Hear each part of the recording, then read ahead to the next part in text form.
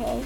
The critical spot is the top of the slit, okay? That's the most important, will be. Can I ask why you prefer pins to basting?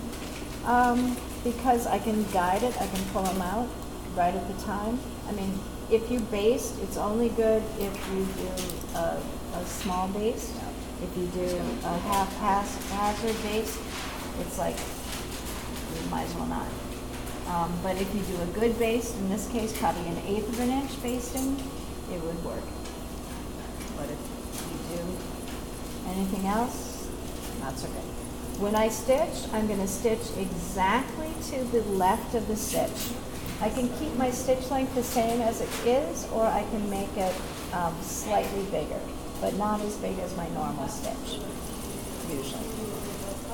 Again, I'm kissing the stitch that's already there. I'm not stitching right on top of the first stitch, but I'm stitching exactly, kissing it to the left.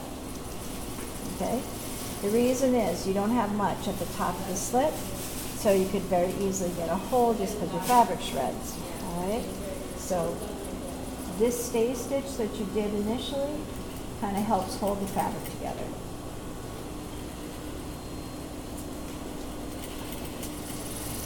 And as I stitch, I go slow as I get to the top. You can hand guide it, but go slow if you have to. And now I'm just pulling my pin out gradually so, I can kind of control what I'm doing. All right? And I can hand guide it all the way up. No problem. No problem with that. Hand guide. When I get to the top of the slit, you see the pleat here? Lift the knee press, fold it out of the way the other direction, and continue down this side. Okay. And out. So there would be No pleat. no fold. There is No fold. no fold. That's the goal. No fold, no hole. Okay. That's what we're hoping for. Okay? Once you get past that top part, it's a lot easier as long as you stitch where you're supposed to. Oh, so in this way we just stitch in the line that the same. Stitch to the left of the line. Exactly next to it. Oh, not on the. No, next to it. Okay. All right, so you got parallel rows, okay? But kissing, they're touching, they're literally touching, right? And then I look at this side and I see that I don't have pleats. I look to see that it's even space, right? I look at this side and I check for holes. And if it's good to go, you're great. If you have a hole, you may have to fix, all right? So I would suggest very careful pinning the first time to avoid problems, okay? Next step, just like the waistband and just like the Hong Kong finish, you press the seam toward the little part, the bias, okay, toward the small part. So on the skirt, we pressed it up toward the waistband. On the Hong Kong seam binding, we pressed it toward the binding, bias. Same thing here, press toward the bias, okay? Then fold the straight edge of the bias here to match the other straight edge of bias. So this straight edge matches that straight edge, okay? And I'm gonna pin it, straight edge to straight edge. You may find it easier to go press it. I'm gonna pin it first on the inside, just to hold it down.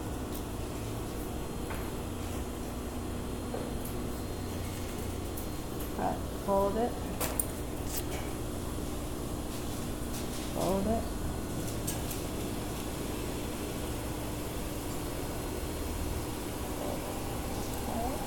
So that the straight edges, the two straight edges of bias are matching, right? So again, it looks equal. From this side, when you look at it, the width here, the width here, the width here is all the same, right? Good? Okay. But then we're gonna fold it over, so I need my pins on the other side, so I'm gonna do that first, just to make it easier, so I can take out those other pins, or you could go press it.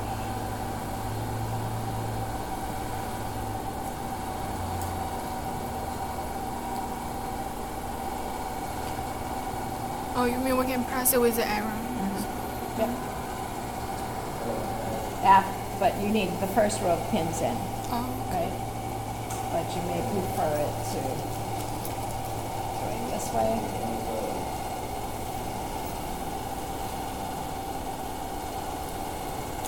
And then from the inside, I remove those first pins. All right, I need all my pins on the outside, on the face, okay? So all my pins should be here, nothing inside, okay? Again, this seam should be pressed toward bias, okay? Now, I'm gonna show with a crack stitch here, but I'll show you an option where if you were doing this by hand, you would match the fold here to the stitch exactly. If you're doing by machine, crack stitch, you have to go past the seam, right? But this time, I'm just gonna show it. I'm not gonna do my whole thing. I'll just show you a possible stitch here, all right? So if you were doing by hand, this would be a good stitch to use. Okay, so I've got it set up, fold touching stitch, and I take single thread, and this is a hand, I'm not gonna even fasten it, I'm gonna do one stitch and begin. This is exactly the same stitch as you did on the line hem, but it's no longer a hem, and the distances are a little bit smaller, so it gets a new name, okay? The new name is hand fell. So I go up through the edge, near the edge of the fold, about a 1/16 in, all right? And then I go straight down, let me get started, straight down at the stitch through the seam allowance, and then I tuck forward, but this time only a fat 1/8.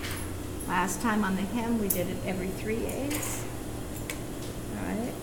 But here we're doing straight down stitch, so it ends up looking like a vertical stitch on the outside. I'm taking my stitch through the seam allowance. Nothing will show on the sleeve when I'm done. I tuck under a fat 1/8 forward from where I was, so about 3/32. It's the same stitch as the blind hem, but no longer a hem, so it gets a new name. Vertical stitch, straight down through the seam allowance by the stitch, forward 3/32 of an inch, or a fat 1/8. Okay, so that's a good stitch for something like this, but it shows, right? A little bit. An invisible stitch is not as good because it's too fragile in this area, so that's the reason. So we go around the edge,